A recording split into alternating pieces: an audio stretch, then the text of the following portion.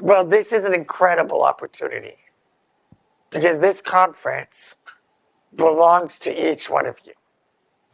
We have created something that hasn't been done in over 40 years, which is a dialogue, an active dialogue between planners, policymakers, designers, and the disability community.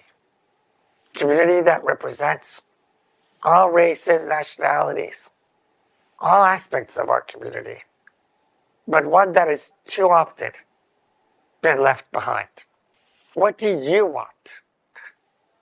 What is the accessible future that you deserve? People whose eyeballs work take the print for granted. Good for you, where's my braille? Where's my electronic access? Where's web accessibility? Some of the federal websites that we have to interact with and we don't have a choice are not accessible. When we don't get transit policy correct, we die. We die. When paratransit is 2 hours late taking one of our brothers and sisters to dialysis, they die. Even folks who vote blue, if they have not rolled in our chairs, marched in our boots, held our canes, well, they have to step aside and listen.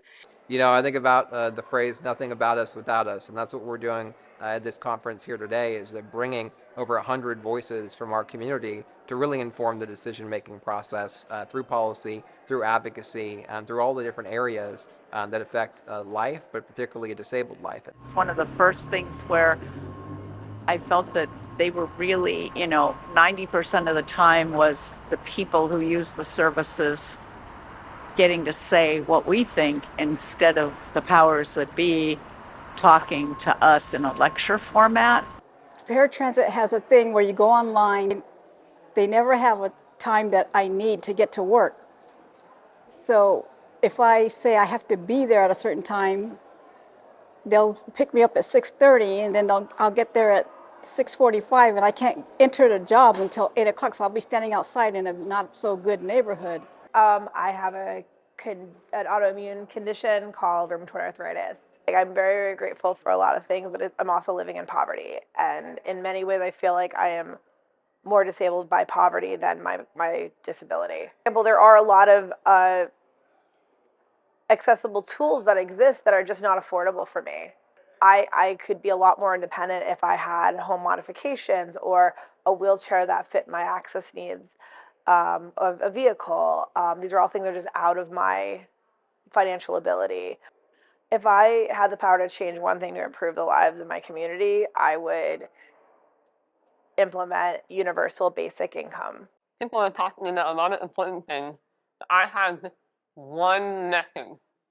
My message is elevators are a terrible experience and are unreliable, both normally and in an emergency. So what I want is more ramps.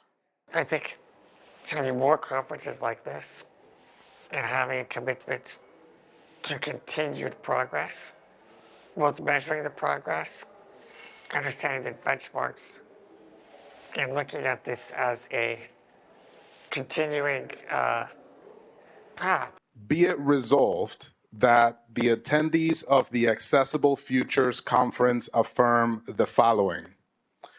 Access and inclusion for all is a human right and non-negotiable. The real life consequential policy decisions that get made often without us, but I feel like that tide is turning and the future is bright, especially for people with disabilities. Thank you. Yes, thank you. Okay, absolutely.